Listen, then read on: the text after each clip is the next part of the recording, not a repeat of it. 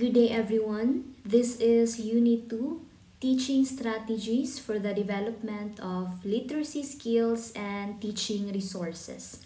So the flow of my presentation is first, we are going to discuss about the meaning of emergent literacy. Second one, the beginning reading skills and teaching resources.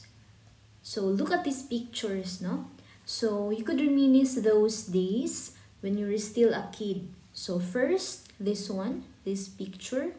If you could still remember the term animism sa atong Ed 101. So animism is giving life to inanimate objects. So in this picture, the kids are doing pretend play, no? So they thought kani si monkey is a human being. So they talk about eating or about everything. They were telling stories.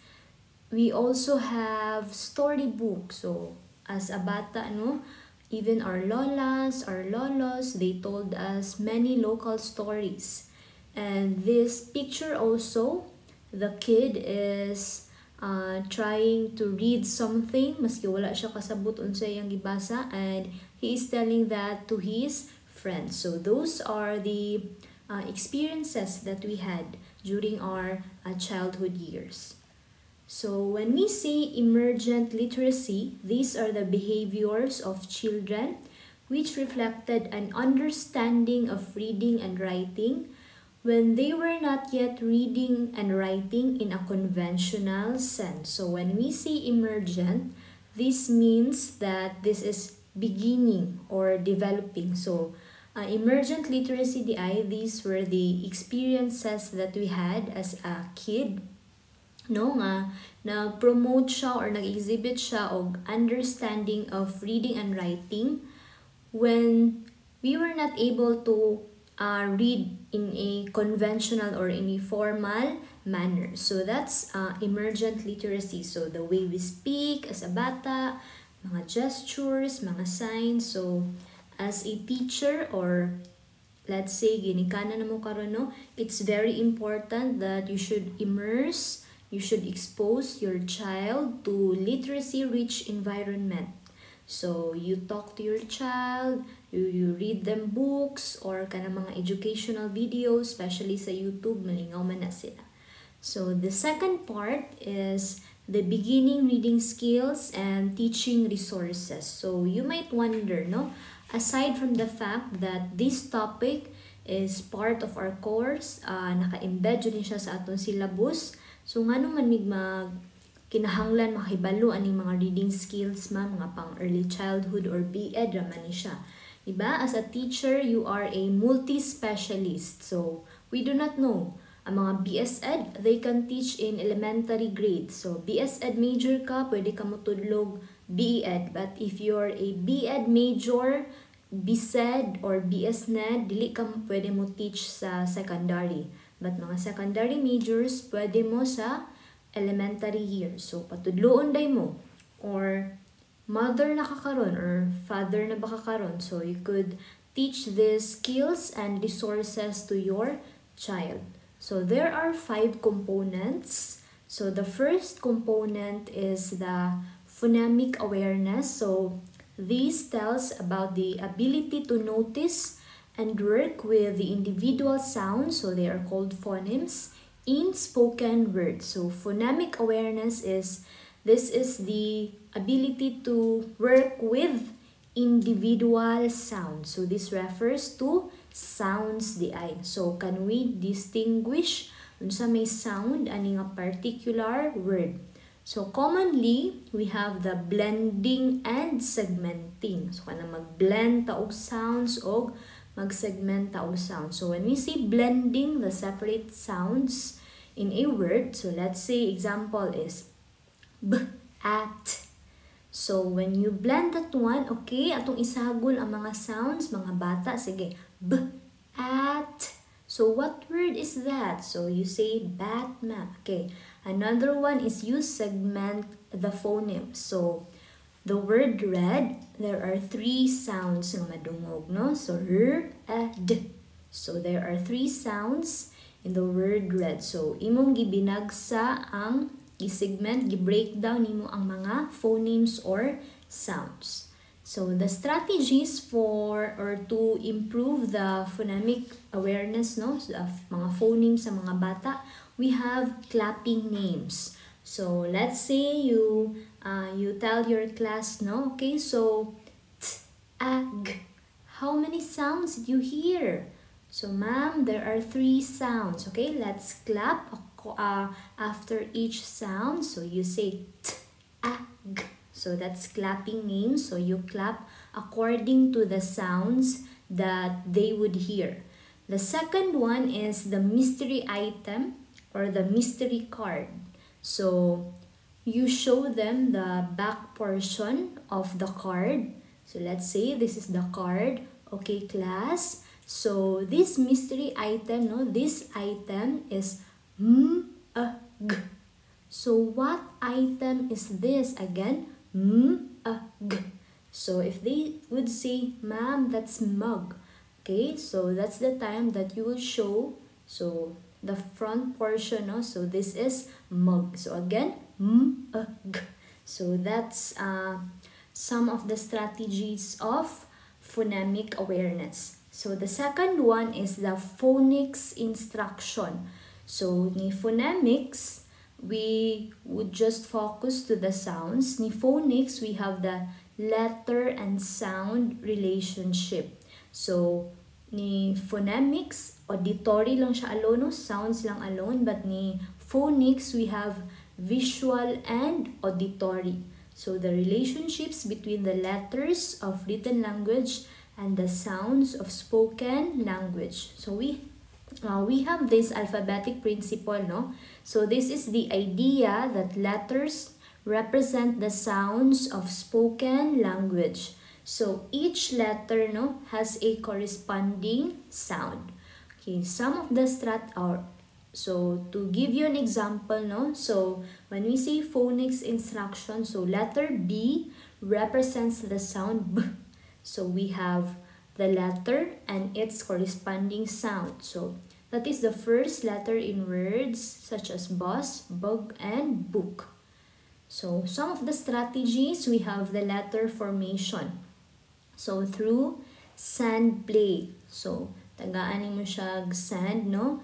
And then let's say, okay, you write the letter B. So letter B, what is the sound of letter B? So may sila B.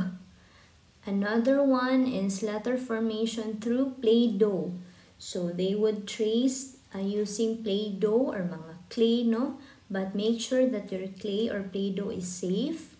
So ilang i-form si Mama A and Baby A. Then after that one, so what is the sound of this letter? Okay, then they would pronounce that one. Then we also have sensory squishy bag. This is made up of flour. Then pwede ni mutangan og food coloring, no? Or gamay nga water. Then using cotton buds or their fingers alone, they would write their letter or their name rather, no? So ila pud nang i-pronounce ang sounds in their letters or sa name nga ilang gisulat. Then we also have, of course, very common, no, as a teacher, elementary teacher, the flashcards. So pakita kag mga flashcards. Okay, so what is the sound of this letter? Apple. Another one, we also have word wall. So that's from letters A to Z. So they would give example words ga start og letter A or ga end og letter A or ga start ni letter C, ga end ni letter D. Something like that. So that's some of the strategies under phonics instruction. The third component is the fluency instruction. So nakabantay mo no, nagkataas ang level. So from distinguishing the sounds alone, next is the phonics instruction. So that's letter-sound relationship. Now, during fluency, this is the ability to read a text accurately, quickly, and with expression. So when we say fluency, so how fluent are you in reading or writing? Or can you read this text smoothly, no? Accurately ba diha? Can you speak easily? So fluent, from its word fluent. So some strategies, of course, dili mawala si choral reading. So we had this during our elementary years or high school, no? Naagi hapon ning choral reading. And then we also have, excuse me, paired reading. So, i-partner si fast reader dito ni slow reader, no? Para na-coaching mahitabo. Then, we also have the sentence trees. So, nag-start siya of first word and then second word. So, let's say can we go play, can we go play in, can we go play in it. So, para mabihasa siya. So, this is the level, no? So, that is sentence trees. Then next, we have the vocabulary instruction. So, of course, vocabulary refers to the words you must understand to communicate effectively. So, this is the key to reading comprehension. Readers cannot understand what they are reading without knowing what most of the words mean. Of course, that is very true. So, let's say, gipabasa tag taas kaayo nga paragraph, taas kayo nga story. Most of the words nga igamit sa stories, wapunta kasabot, no? So, there's no comprehension in it kay we do not understand what is the content or context of the story. So, some strategies to improve vocabulary instruction, we have the first one is story impressions. So, kaning story impressions, so as a teacher, so, okay class, I have here 7. So, you can give 7 to 10 words. So, after giving this 7 to 10 words, they are going to create a story out of these words. So, then you can check if sakto ba pagkagamit ni nga mga words sa ilang story. So, that's a strategy, no, that you can use as elementary teacher or pwede po siya high school na let's say English major ka, no? Another one, of course, the spelling, no? This is a routine naman ni nato, no? Before we would start with our English class or other courses, other subjects na we spelling, no? Maski 1 to 5 or 1 to 10, and that is to enhance or improve our vocabulary. Then we also have charade. So, charade is like Pinoy henyo, no? So, na a word na ibutang diri. And then, they are your classmates, no? Or your audience are going to give you clues if what is that word all about. Then, the last component, we have the comprehension instruction. So, comprehension is the reason for reading. So, if readers can read the words but do not understand or connect to what they are reading, they are not really reading. So, according to surveys, no, last 2019, so among the 79 participating countries, lowest ang Philippines in terms of reading comprehension. So, that poses a big problem for you as a teacher, no? How should you enhance the reading comprehension of your soon-to-be learners? So, here are some of the strategies. So, first, we have the concept map. So, si concept map, dili lang siya mo apply if you're going to give them a story to read or a paragraph to read. This can also be applicable to other subjects or other courses. So, say for example, this one is a science na subject, no? So, trees. So, unsa may mga mahatag ni trees. So, they could give us oxygen and wood. So, oxygen, ano man siyang importante. Ang wood, unsa may mga magamitan ni wood. So, that's a sample of concept map. I know you have an idea about this one. Another one is the exit sleeps. So, ano man siyang maka-enhance og comprehension, no? Comprehension skills. Because exit sleeps, they can be used after discussing the lesson. So, this serves as their, let's say, kanang siya ticket, no? Let's say, ga face-to-face classes na. So, this serves as a ticket para ka makagawa sa classroom. So usually there are 4 components under the exit sleep. So first we have here, I would like to learn more about. So after the discussion, unsa pa may ganahan imong balaan? So the most important thing I learned today, unsa may pinaka-importante, the thing that surprised me today, and I wish so the students would fill out these 4 components of the exit sleep. And then next we have STAR technique, or the storytelling and retelling. So this is STAR technique. Okay, sorry for that na triple no si letter L. So duha lang na ka L.